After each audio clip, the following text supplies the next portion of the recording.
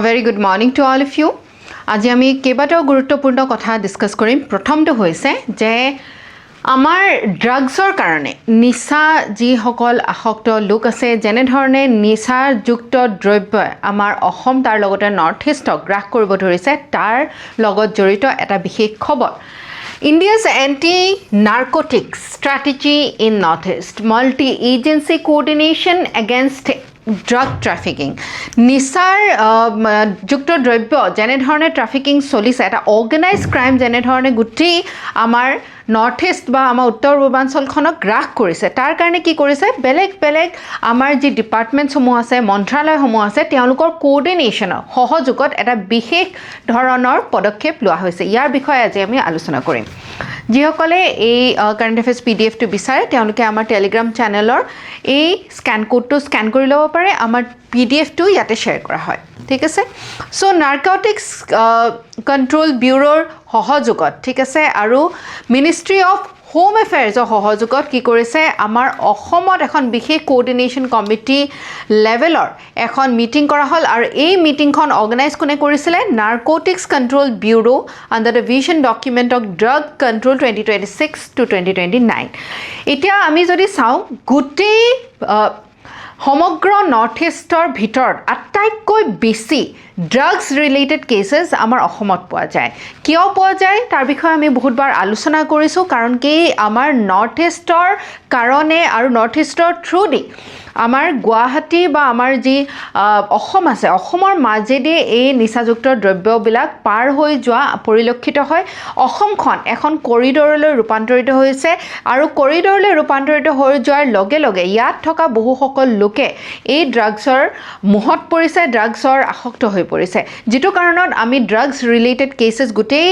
north ইষ্টৰ ভিতৰত অসমত আটাইতকৈ বেছি পাওঁ ঠিক আছে তাৰ কাৰণে এটা কি কৰা হৈছে 15টা সেন্ট্ৰেল আৰু ষ্টেট লেভেল এজেন্সিজ একেলগ হৈ এটা সিদ্ধান্ত গ্ৰহণ কৰিছে যে তেওঁলোকে একেলগে মিলি ইন্টেলিজেন্স শেয়াৰিং কৰিব যিবিলাক তথ্য পায় তেওঁলোকে ইজনে ইটো মন্ত্ৰালয় বা ইটো ডিপাৰ্টমেণ্ট আনটো ডিপাৰ্টমেণ্টৰ লগত ভগাই ল'ব ফাইনেন্সিয়েল ইনভেষ্টিগেশ্যন কৰিব জইণ্ট অপাৰেশ্যন কৰিব বৰ্ডাৰ্ছবিলাক সাৰ্ভেইলেন্সৰ অধীনত আনিব বৰ্ডাৰ্ছবিলাক মানে আমাৰ যিবিলাক সীমান্ত আছে যেনেকৈ আমাৰ নৰ্থ ইষ্টৰ ওচৰতে ম্যানমাৰ আছে আৰু ম্যানমাৰখন হৈছে গোল্ডেন ট্ৰায়াঙ্গলৰ এটা অংশ গোল্ডেন ট্ৰায়াঙ্গল হৈছে আমাৰ মানে এছিয়াৰ দুটা বিশেষ মানে ক্ষেত্ৰ আছে এটা হৈছে গোল্ডেন ক্ৰেচেণ্ট আৰু আনটো হৈছে গোল্ডেন ট্ৰায়াঙ্গলত ম্যানমাৰ থাইলেণ্ড লাওছ এই তিনিখন ডাঙৰ ৰাষ্ট্ৰ আহে আৰু এই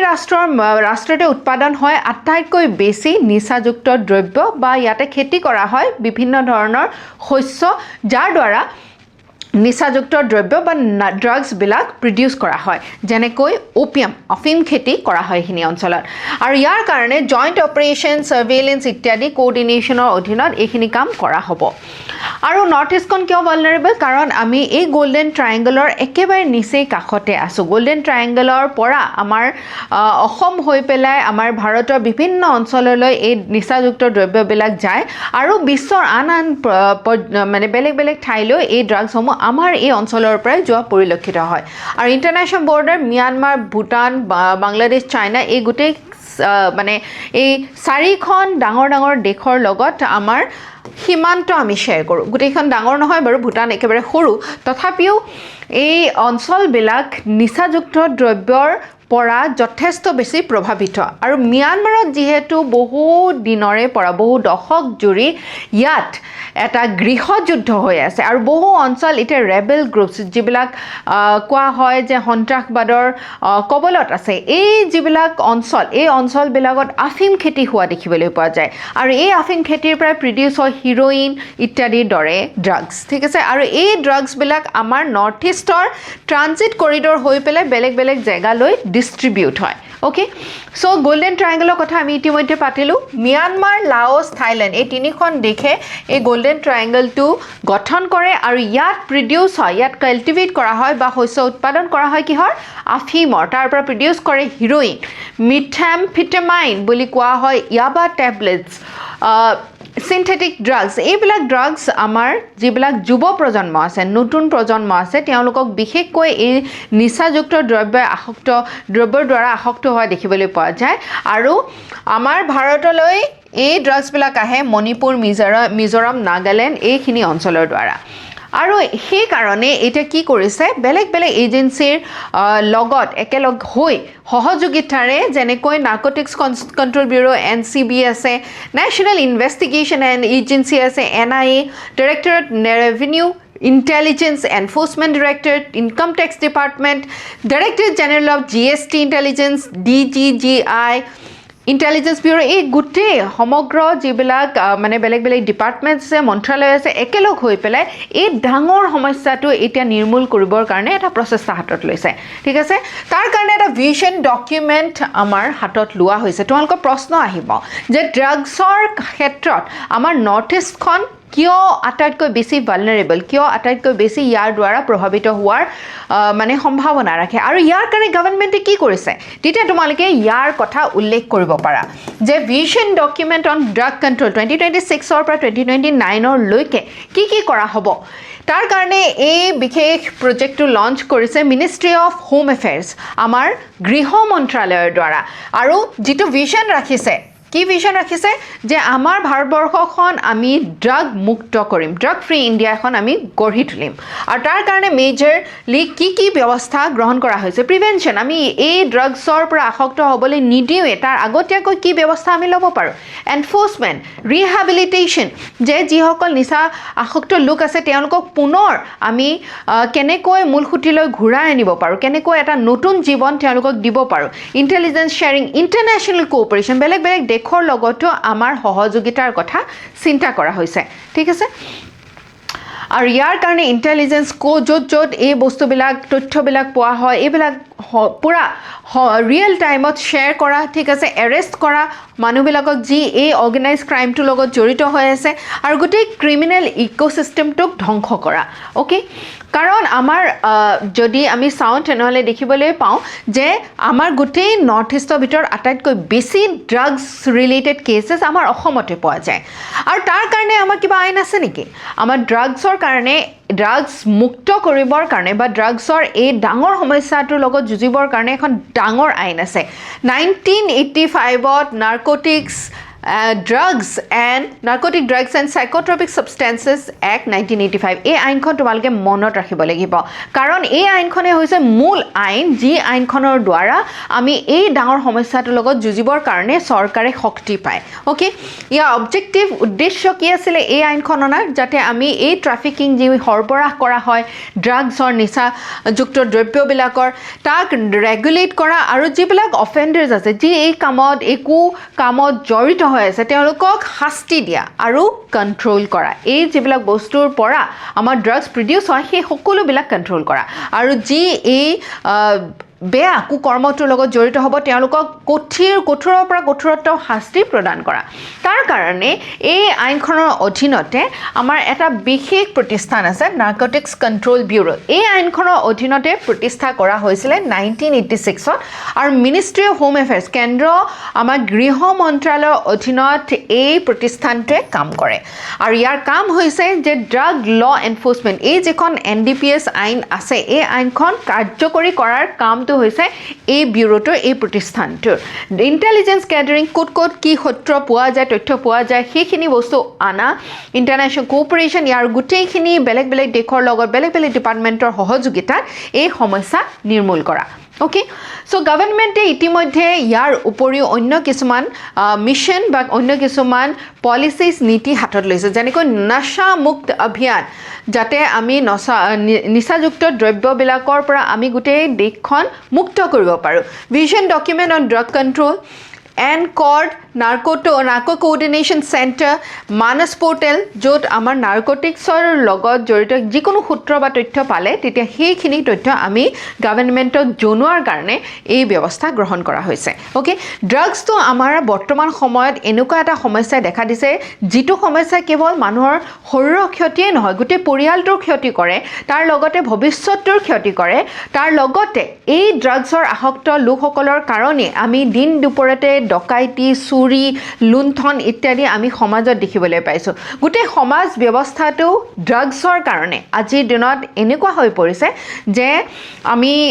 এতিয়া উদ্বেগজনক এটা পৰিস্থিতিলৈ আমি আহি পৰিছোঁ যে ভৱিষ্যতে এই সকল লোকে কেনেধৰণে জীৱনটো আগবঢ়াই লৈ যাব অ'কে আৰু তাৰ কাৰণে তোমালোকে এই ইম্পৰ্টেণ্ট কুৱেশ্যনটো চোৱা এণ্টি নাৰ্কটিক্স ফ্ৰেমৱৰ্ক যিটো গভৰ্ণমেণ্টে ৰাখিছে তাৰ লগত জড়িত এইকেইটা কোনকেইটা শুদ্ধ হয় দ্য নাৰ্কটিক্স কণ্ট্ৰল ব্যুৰো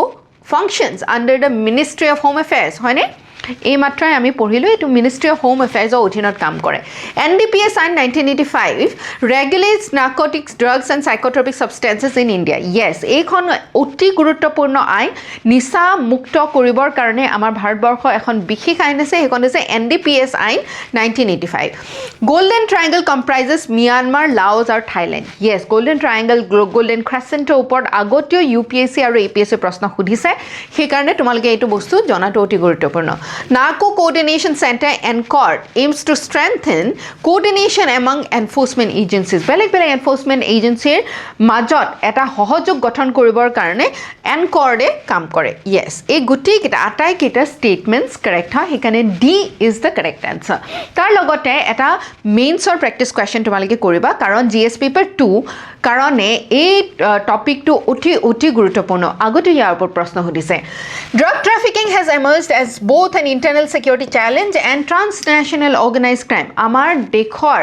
যি নিৰাপত্তা আছে আভ্যন্তৰীণ নিৰাপত্তাৰ ক্ষেত্ৰত এটা ডাঙৰ সমস্যা হৈ দেখা দিছে তাৰ লগতে এটা ট্ৰান্সনেশ্যনেল বেলেগ দেশৰ লগৰ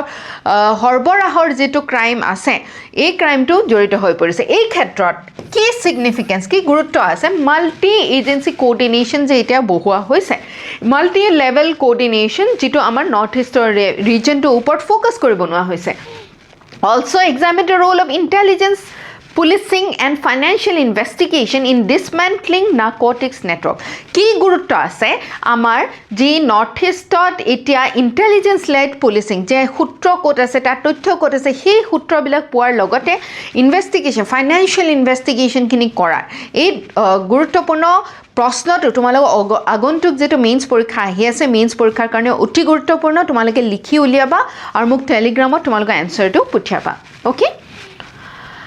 নেক্সট ইম্পৰ্টেণ্ট এটা টপিক আমাৰ ৰাষ্ট্ৰখনৰ কাৰণে সেইটো হৈছে সমুদ্ৰ মন্থন বুলি এটা নতুন পলিসি অনা হৈছে কি হয় Samudra Manthan national offshore exploration scheme strengthening India's energy security আমি জানো যে আমাৰ দেশৰ কাৰণে উৰ্জা কিমান বেছি গুৰুত্বপূৰ্ণ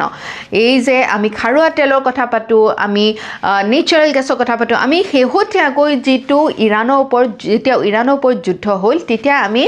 এই যিটো সমস্যা এই সমস্যাটো আৰু গুৰুতৰভাৱে আমি সন্মুখীন হলো কাৰণ আমাৰ ভাৰতৰ 85%তকৈ বেছি 85%তকৈ অধিক তেল খাৰুৱা তেল আমি বেলেগ দেশৰ পৰা আমদানি কৰোঁ আৰু এই আমদানিৰ ক্ষেত্ৰত আমি কেনেকৈ বেলেগ দেশৰ ওপৰত নিৰ্ভৰশীলতা কমাই আনিব পাৰোঁ তাৰ কাৰণে এটা বিশেষ পদক্ষেপ হাতত গ্ৰহণ কৰা হৈছে আৰু ইয়াক নাম দিছে সমুদ্ৰ মন্থনৰ কথা আমি হয়তো সকলোৱে জানো যে দেৱ-দেৱীসকলে যেতিয়া মানে অমৃত উলিয়াবৰ কাৰণে গোটেই বিশ্বৰ যি cosmic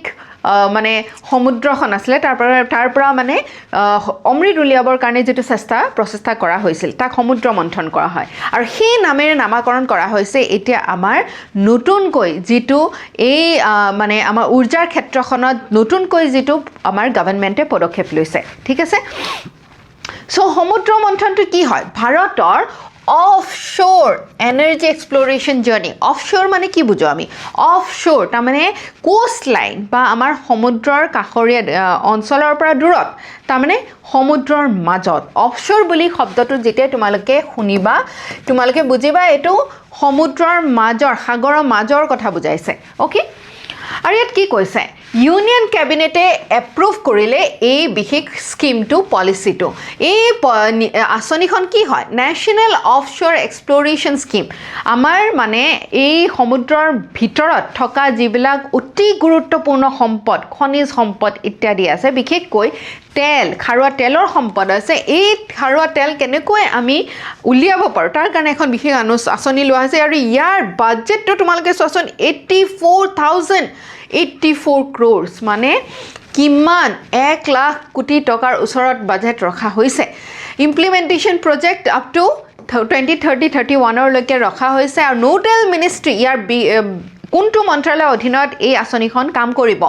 ministry of petroleum and natural gas কিয় ইম্পৰ্টেণ্ট হয় আমাৰ কাৰণে এই কাৰণে ইম্পৰ্টেণ্ট কাৰণ ভাৰতৰ লাৰ্জেষ্ট অফশ্ব'ৰ হাইড্ৰ'কাৰ্বন এক্সপ্ল'ৰেশ্যন ইনিচিয়েটিভটো এতিয়ালৈকে লোৱা হোৱা নাছিলে কিন্তু এতিয়া ল'বলৈ বাধ্য হৈছে কাৰণ আমি বেলেগ দেশৰ ওপৰত বহুত বেছি নিৰ্ভৰশীল আৰু বেছি নিৰ্ভৰশীলতাই আমাক বেলেগ দেশৰ কণ্ট্ৰলত আনি দিয়ে ঠিক আছে সেইকাৰণে আমি নিজৰ অইল গেছ কেনেকৈ প্ৰডিউচ কৰিব পাৰোঁ তাৰ ওপৰত গুৰুত্ব আৰোপ কৰা হৈছে ইম্পৰ্ট কেনেকৈ কমাব পাৰোঁ এনাৰ্জি ছিকিউৰিটি কেনেকৈ বঢ়াব পাৰোঁ আমি কেনেকৈ নিজৰ এনাৰ্জিৰ কাৰণে ঊৰ্জাৰ কাৰণে নিজে শক্তিশালী হ'ব পাৰোঁ ছাপৰ্টিং দ্য ভিজন অফ আত্মনিৰ্ভৰ ভাৰত আমি কেনেকৈ নিজৰ কণ্ট্ৰল নিজৰ লগত ৰাখি আত্মনিৰ্ভৰ হ'ব পাৰোঁ তাৰ ওপৰত এইটো অনা হৈছে ঠিক আছে চ' ইয়াৰ কম্পনেণ্টছ কি আছে deep water and ultra deep water drilling একেবাৰে সমুদ্ৰৰ একদম ভিতৰত গৈ পেলাই মানে ড্ৰিলিং কৰা common offshore infrastructure offshore data acquisition এইবিলাক বেলেগ মানে ফেজেছ আছে ঠিক আছে সমুদ্ৰ মন্থনটো কি আমি বুজিলোঁ যে এইটো এটা চেণ্ট্ৰেল ছেক্টৰ স্কিম মানে কেন্দ্ৰীয় চৰকাৰৰ অধীনত পোনপটীয়াকৈ কাম কৰা এখন আঁচনি আৰু ই কিহৰ কাৰণে কাম কৰে offshore oil exploration deep water drilling seismic service scientific drilling infrastructure creation তাৰমানে সমুদ্ৰৰ ভিতৰৰ পৰা যদি আমি খাৰুৱা তেল উৎপাদন কৰিব বিচাৰোঁ তাত বহুতখিনি এক্সপ্ল'ৰেশ্যন কৰিব লাগিব বহুতখিনি আমি অনুসন্ধান কৰিব লাগিব তাৰ কাৰণে আমাৰ প্ৰযুক্তি চাইণ্টিফিক ৱেত আমি ড্ৰিলিং কৰিব লাগিব ভিতৰলৈ আমি খান্দি উলিয়াব লাগিব আৰু তাৰ কাৰণে আমাক লাগিব ইনফ্ৰাষ্ট্ৰাকচাৰ যাতে আমাৰ যিবিলাক আনটেপড অফশ্ব'ৰ হাইড্ৰ'কাৰ্বন ৰিজাৰ্ভছ আছে তাৰমানে আমাৰ খাৰুৱা তেল ইত্যাদি আছে এইখিনি যিখিনি সমুদ্ৰৰ তলিৰ ভিতৰত আছে সেই সমুদ্ৰৰ পৰা আমি এই নিজৰ সম্পদবিলাক কেনেকৈ উলিয়াব পাৰোঁ তাৰ কাৰণে এই ব্যৱস্থা লোৱা হৈছে কাৰণ ইতিমধ্যে মই কৈছোঁ যে 85%তকৈ বেছি আমি খাৰুৱা তেল বেলেগ দেশৰ পৰা আমদানি কৰোঁ আৰু নেচাৰেল গেছ আমি যে এই গেছটো ব্যৱহাৰ কৰোঁ LPGটো ব্যৱহাৰ কৰোঁ আমাৰ ইন্ধন হিচাপে খাদ্য ৰান্ধিবৰ কাৰণে তাৰ আমি 50%তকৈও বেছি বেলেগ দেশৰ পৰা আমদানি কৰোঁ তাৰ মানে আমি এই গুৰুত্বপূৰ্ণ সম্পদবিলাক নিজে উৎপাদন কৰিব সিমানটো লেভেললৈকে পৰা নাই যিমান আমাক প্ৰয়োজন আছে ঠিক আছে এতিয়া অইল আৰু গেছ এক্সপ্ল'ৰেশ্যন বা খনিজ পদাৰ্থ আমি উৎপাদনৰ ক্ষেত্ৰত এটা সময় আছিল যেতিয়া আমাৰ ভাৰতবৰ্ষৰ চৰকাৰৰ অধীনত থকা প্ৰতিষ্ঠানসমূহৰ সেইটো মন'পলি আছিল ঠিক আছে তেওঁলোকেহে এই কামটো কৰিব পাৰিছে যেনেকৈ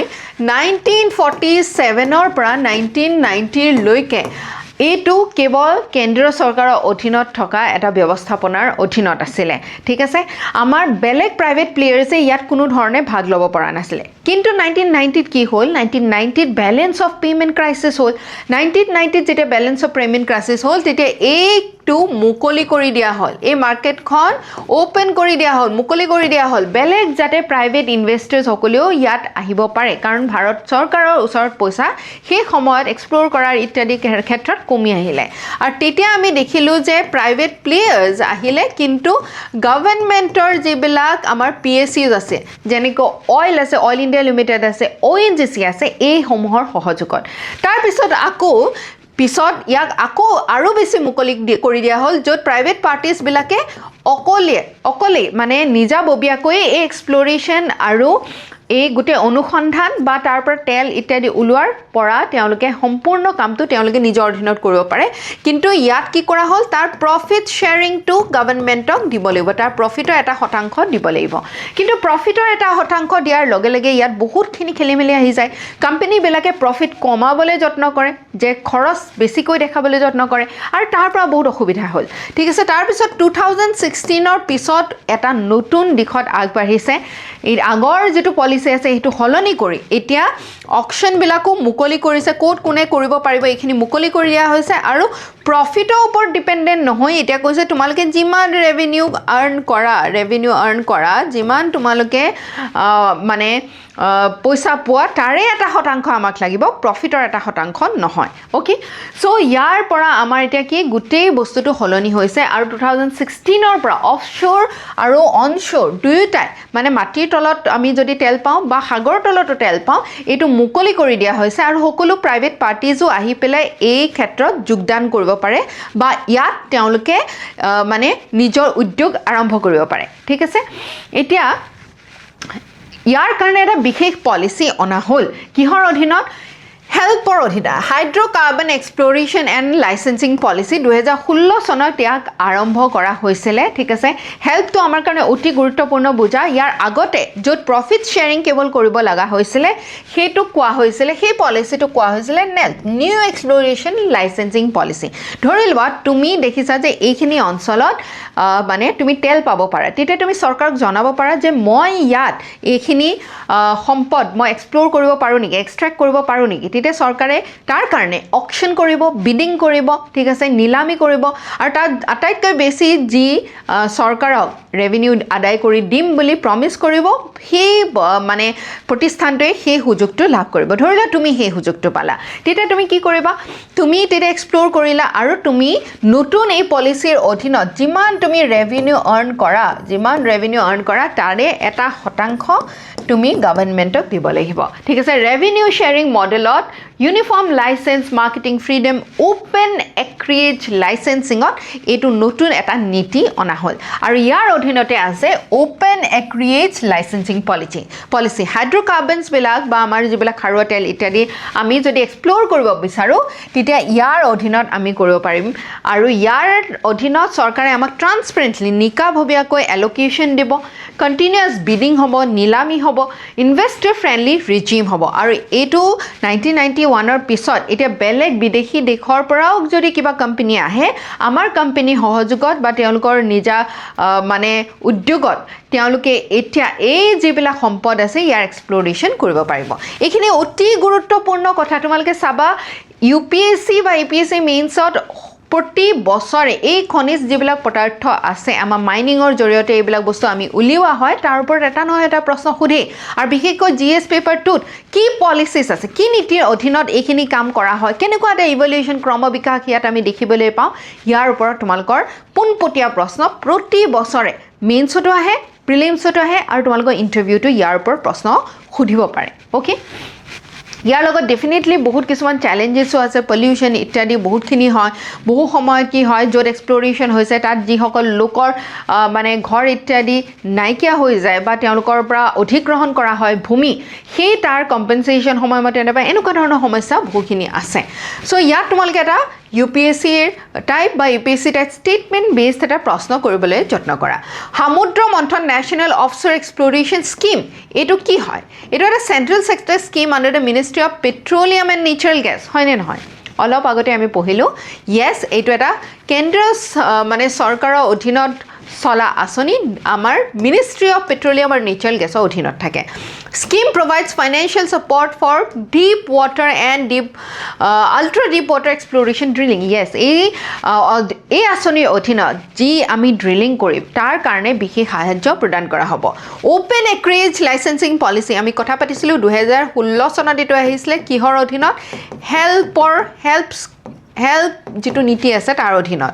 is a component of hydrocarbon exploration and licensing policy yes India currently imports nearly 88% of its crude oil requirement আমি হয় বুলিয়ে ক'ব লাগিব কাৰণ 85% বেছি এতিয়া আৰু বেছি হ'ব ধৰিছে ৰিচেণ্ট টাইমছত যিমানেই ভাৰতবৰ্ষ ডেভেলপ হ'ব সিমানেই এই উৰ্জাৰ ৰিকুৱাৰমেণ্টবিলাক আমাৰ বাঢ়ি যাব চ' এইটো শুদ্ধ হয় all the statements R correct okay এটা মেইনছৰ প্ৰশ্ন তোমালোকে লিখি উলিয়াবা এইটোত যিহেতু ইয়াৰ ওপৰত প্ৰশ্ন অহাৰ সম্ভাৱনা বহুত বেছি আছে discuss the significance of Samudra Manthan national offshore exploration scheme in enhancing India's energy security উৰ্জাৰ ক্ষেত্ৰত আমি নিৰাপত্তা পাবৰ কাৰণে এই যিখন আঁচনি সমুদ্ৰ মন্থনৰ আঁচনি আনিছে ই কেনেকৈ কি ধৰণে গুৰুত্বপূৰ্ণ ভূমিকা গ্ৰহণ কৰিব also' examine the opportunities environmental challenges associated with it কি আমাৰ সমস্যা প্ৰত্যাহ্বান আছে বিশেষকৈ আমাৰ প্ৰকৃতি বা এনভাইৰমেণ্টৰ ক্ষেত্ৰখনত আৰু কি সুযোগো আছে অপৰচুনিটিজ আছে এই বিষয়ে তোমালোকক বহলাই লিখিব কৈছে অ'কে নেক্সট এটা গুৰুত্বপূৰ্ণ টপিক আমি ডিছকাছ কৰিম সেইটো হৈছে অৰুণোদয় 3.0 অৰুণোদয় কি আমি সকলোৱে জানো এইটো অসম চৰকাৰৰ তৰফৰ পৰা এটা ডিবিটি স্কিম হয় ডাইৰেক্ট বেনিফিট ট্ৰান্সফাৰ য'ত আমাৰ মহিলাসকলক মাহিলী এটা সাহায্য প্ৰদান কৰা হয় যাতে তেওঁলোকে আৰ্থিকভাৱে স্বাৱলম্বী হ'ব পাৰে আৰ্থিকভাৱে কিছুমান সৰু সৰু মাইক্ৰ উদ্যোগ তেওঁলোকে নিজৰ হাতত আনিব পাৰে নিজেই হাতত ল'ব পাৰে আৰু তাৰ দ্বাৰা গোটেই ঘৰখন পৰিচালনা কৰাৰ লগতে গ্ৰামাঞ্চলৰ যিটো অৰ্থনীতি আছে এই গ্ৰামাঞ্চলৰ অৰ্থনীতিৰো তেওঁলোকে মানে আগবঢ়াই লৈ যাব পাৰে আমাৰ যিটো আয় কৰা বা আমাৰ সৰু সৰু ব্যৱসায় স্থাপন কৰাৰ ক্ষেত্ৰত এই যিখন আঁচনি এই আঁচনিখনৰ অতি গুৰুত্বপূৰ্ণ এটা ভূমিকা আছে চ' আমাৰ অসমৰ মহিলাসকলৰ কাৰণে অৰুণোদয় 3.0 এতিয়া নতুনকৈ মুকলি কৰা হৈছে ৰিসেন্ট টাইমছত ওকে আমাৰ অসমৰ মাননীয় মুখ্যমন্ত্ৰী ডক্টৰ হিমন্ত বিশ্ব শৰ্মাই অৰুণোদয় 3.0 লঞ্চ কৰিলে আৰু ফাইনেন্সিয়েল এছিষ্টেন্স পুনৰবাৰ আমাৰ 37 লাখ উইমেন এক্ৰছ আসাম গোটেই অসমৰ সমগ্ৰ অসমৰ 37 লাখ মহিলাক এই সাহায্য এতিয়া প্ৰদান কৰা হ'ব ইয়াত কি থাকিব মান্থলি সাপোৰ্ট 1250 টকা per beneficiary দিয়া হ'ব over 37 lakh আৰু beneficiary আমাৰ বিশেষকৈ বানাক্ৰান্ত যিসমূহ জিলা আছে শিৱসাগৰ চৰাইদেউ গোলাঘাট জৰহাট তেওঁলোকক এতিয়া 2500 টকা ওৱান টাইম এছিষ্টেন্সো প্ৰদান কৰা হ'ব মেজৰ ৰিফৰ্ম হৈছে ৰিসেন্টলি আধাৰৰ লগত এই ডিবিটিটো লিংক কৰা হৈছে যাতে আৰু বেছি নিকা হয় আৰু বেছি ভালদৰে ইয়াক পৰিচালনা কৰিব পৰা যায় ঠিক আছে প্ৰথমতে কেতিয়া লঞ্চ কৰা হৈছিল আমি অৰুণোদয় 3.0 কথা পাতি আছো প্ৰথম আঁচনিটো 1.0 আহিছিলে 2020 চনত ঠিক আছে আৰু অবজেক্টিভটো আছিলে আমাৰ মহিলাসকলক আৰ্থিক সাহায্য ফাইনেন্সিয়েল সাপোৰ্ট প্ৰভাইড কৰা ইকনমিক্যালি ভালনাৰেবল উইমেন আৰু যিসমূহ একেবাৰে দৰিদ্ৰ শ্ৰেণীৰ লোকৰ কাৰণে এই 1250 টকাটো বহুত ডাঙৰ কথা তেওঁলোকে হয়তো স্কুলৰ ফিজ দিয়াৰ ক্ষেত্ৰত কিতাপ বহি কিনাৰ ক্ষেত্ৰত ল'ৰা ছোৱালীৰ ঘৰতে পশুপালন কৰাৰ ক্ষেত্ৰত বেলেগ বেলেগ সৰু সৰু উদ্যোগ লোৱাৰ ক্ষেত্ৰত বহুতখিনি সাহায্য লাভ কৰে ঠিক আছে আৰু বিশেষকৈ মহিলাসকল যিসকল গ্ৰামাঞ্চলত থাকে তেওঁলোকৰ আয় কৰা সুবিধা যিহেতু অতি কম তেওঁলোকক এই সাহায্যই যথেষ্টখিনি মানে উৎসাহ দিয়ে আৰু ইয়াত আমি দেখিছোঁ যে অৰুণোদয় স্কিমৰ দ্বাৰা আমাৰ উইমেন এম্পাৱাৰমেণ্ট মহিলা সবলীকৰণৰ এটা ডাঙৰ ষ্টেপ বুলি ক'ব পাৰোঁ কাৰণ মহিলাগৰাকীক যিহেতু হাউচ হোল্ডৰ এই পইচাটো দিয়া হয় তেওঁ ভালদৰে ঘৰখন পৰিচালনা কৰাৰ ক্ষেত্ৰত বা সিদ্ধান্ত লোৱাৰ ক্ষেত্ৰত অতি গুৰুত্বপূৰ্ণ ভূমিকা আদায় কৰিব পাৰে নহ'লে কি হয় বহু এনেকুৱা মহিলা আছে যি ঘৰত কাম কৰে নন ষ্টপ কাম কৰে কোনো ছুটি নাই কোনো মানে লিভ নাই সানডে বুলি নাই সামাৰ ভেকেশ্যন বুলি নাই কোনো ধৰণৰ লিভ নোহোৱাকৈ কোনো ধৰণৰ ছুটি নোহোৱাকৈ উৰে ৰাতি দিন তেওঁলোকে কাম কৰে উৰেটো বছৰ কাম কৰে উৰে জীৱন কাম কৰে কিন্তু তেওঁলোকৰ হাতলৈ এটকাও কোনো দিন অহা নাছিলে তাৰ বিপৰীতে বহু সময়ত মহিলাসকলৰ ওপৰত মাৰধৰ কৰা পৰিলক্ষিত হয় এই পুৰুষতান্ত্ৰিক সমাজখনৰ বহুতে মহিলাসকলৰ ওপৰত বহুতো দুখ জাপি দিয়ে বহুখিনি দায়িত্ব জাপি দিয়ে কিন্তু তেওঁলোকৰ যি অধিকাৰ আছে সেই অধিকাৰসমূহৰ ক্ষেত্ৰত আমি আওকাণ কৰোঁ তেওঁলোকৰ কাৰণে যিখিনি কৰিবলগীয়া থাকে সেইখিনি কথা আওকাণ কৰা হয় আৰু 1250 টকাটো অৰুণোদয় ফালৰ পৰা যিটো দিয়া হয় আমাৰ বহুতৰে কাৰণে সেইটো লাগে এনেকুৱা যে এইটো এনেই দি থকা হৈছে নি কিন্তু সেই সকল মহিলাৰ কাৰণে এইটো এটা ডাঙৰ হকা তেওঁলোকে এই যেটো 1250 টকাই হওক কিন্তু এই টকাটো ক'ত খৰচ কৰিব তাৰ এটা যে সিদ্ধান্ত তেওঁলোকে গ্ৰহণ কৰিব পৰা হৈছে সেয়াই হৈছে মহিলা সবলীকৰণৰ দিশত প্ৰথমটো খোজ কাৰণ এই সৰু সৰু ষ্টেপছ বিলাকে এটা ডাঙৰ আমি দীৰ্ঘকালত এটা ডাঙৰ সমাধান আমি আনিব পাৰোঁ এই ডিসিশন মেকিংটো যে হলনি হৈছে মানুহৰ ঘৰত এই যে তেওঁৰ ওচৰত যে টকাটো আহিছে তাৰ পৰা যে তেওঁৰ যেটো ষ্টেটাস হয় তেওঁৰ যেটো মৰ্যাদা হয় সেই মৰ্যাদাটো যে এটা খাপ ওপৰলৈ গৈছে সেইখিনি কথা আমি আওকাণ কৰিব নোৱাৰোঁ হয় তাৰ বিপৰীতেও তাৰ লগতো আন বহুতো কাম বহুতো কথা সংযোগ কৰিব লাগিব তেতিয়াহে প্ৰকৃতাৰ্থত আমি মহিলা সবলীকৰণৰ কথা পাতিব পাৰিম কিন্তু তৎসত্ত্বেও এইটো হৈছে প্ৰথমটো ষ্টেপ যাৰ দ্বাৰা আমি গ্ৰামাঞ্চলৰ উদ্যোগীকৰণৰ ক্ষেত্ৰত সৰু সৰু উদ্যোগ ক্ষুদ্ৰ উদ্যোগ আৰম্ভ কৰাৰ ক্ষেত্ৰত পশুপালনৰ ক্ষেত্ৰত খেতিৰ ক্ষেত্ৰত আমি নতুন জোৱাৰ অনাৰ পৰিলক্ষিত হৈছে ঠিক আছে আৰু এতিয়া আৰম্ভ হৈছে অৰুণোদয় 3.0 ওকে চ' ইয়াৰ ওপৰত তোমালোকে GS পেপাৰ 2ত পুৰা প্ৰশ্ন সম্পূৰ্ণ এটা প্ৰশ্ন পাবা এই প্ৰশ্নটো এনেকুৱা ধৰণৰ হ'ব পাৰে direct benefit transfer is transformed welfare delivery in India by enhancing transparency and efficiency আগতে কি হৈছিলে এইটো কথা কোৱা হৈছিলে ৰাজীৱ গান্ধীয়ে এই কথাটো কৈছিলে যে কেন্দ্ৰীয় চৰকাৰে যদি 100 টকা মুকলি কৰে তেনেহ'লে ৰাজ্যসমূহত গৈ যি বেনিফিচিয়াৰী আছে প্ৰকৃতাৰ্থত যি এই মানে সাহায্যটো লাভ কৰিব লাগে তেওঁ হাতত গৈ 1 টকাহে পায়গৈ তাৰমানে ইমান বেছি কৰাপশ্যন ইমান বেছি মিডলমেন বহুকেইটা পৰ্যায় বহুখিনি কৰাপশ্যন দেখিবলৈ পোৱা যায় সেই কৰাপশ্যনটো দূৰ কৰাৰ ক্ষেত্ৰত ডাইৰেক্ট বেনিফিট ট্ৰান্সফাৰে এটা বহুত ডাঙৰ পদক্ষেপ লোৱা পৰিলক্ষিত হৈছে ট্ৰান্সপাৰেঞ্চি নিকা কৰাৰ ক্ষেত্ৰত আৰু এফিচিয়েণ্ট কৰাৰ ক্ষেত্ৰত আৰু এই ক্ষেত্ৰত discuss the context of Assam's Arunodoi scheme এই ক্ষেত্ৰত অসমৰ অৰুণোদয় স্কিমটো ওপৰত বিশেষভাৱে ভিত্তি কৰি উত্তৰটো লিখিব কৈছে examine its contribution to women empowerment কি ইয়াৰ অৰিহণা আছে আমাৰ মহিলা সবলীকৰণৰ ক্ষেত্ৰত ছ'চিয়েল প্ৰটেকশ্যনৰ ক্ষেত্ৰত সামাজিক ন্যায় দিয়াৰ ক্ষেত্ৰত সমাজখনৰ তেওঁলোকক এটা মৰ্যাদা দিয়াৰ ক্ষেত্ৰত আৰু ইনক্লুচিভ গভৰ্নেন্সৰ ক্ষেত্ৰত মানে আমি সকলোকে লৈ যেতিয়া এই গভৰ্ণমেণ্টখনে আগুৱাই লৈ যাব এটা প্ৰজন্মক সেই ক্ষেত্ৰত কেনেকুৱা ধৰণৰ মানে ভূমিকা গ্ৰহণ কৰিছে তাৰ ওপৰত তোমালোকৰ এই প্ৰশ্নটো লিখিবলৈ দিয়া হৈছে ওকে তোমালোকে উত্তৰটো ধুনীয়াকৈ লিখিবা স্ক্যান কৰি পেলাই টেলিগ্ৰামত মোক পঠিয়াব পাৰা আৰু যিসকলে আমাৰ নতুন বেটচৰ কথা ইনকুৱাৰী কৰি আছিলে তেওঁলোকৰ কাৰণে জনাব বিচাৰোঁ আমাৰ নতুন বেটচ 17 আগষ্টৰ পৰা 17 আগষ্টৰ পৰা আৰম্ভ হ'ব আৰু তোমালোকে যদি এই বেটচটোত জইন কৰিব বিচাৰিছা অফলাইন আৰু অনলাইন দুয়োটা মানে ভাগেই তোমালোকে জইন কৰিব পাৰা আৰু তোমালোকে যদি অফলাইন আহা তোমালোকে গোটেই আমাৰ এনভাইৰনমেণ্টটোত হোষ্টেল লাইব্ৰেৰী কেণ্টিন তাৰ লগতে আমাৰ 24/7 মেণ্টৰশ্বিপো লাভ কৰিব পাৰা আৰু বিশেষভাৱে কলেজীয়া ছাত্ৰ ছাত্ৰীসকলে এই বেটচটোৰ পৰা যথেষ্ট লাভান্বিত হ'ব যিহেতু এটা নতুন ছেমেষ্টাৰ আৰম্ভ হৈছে তাৰ লগে লগে তোমালোকে এটা দুটা ক্লাছ কৰি এই গোটেই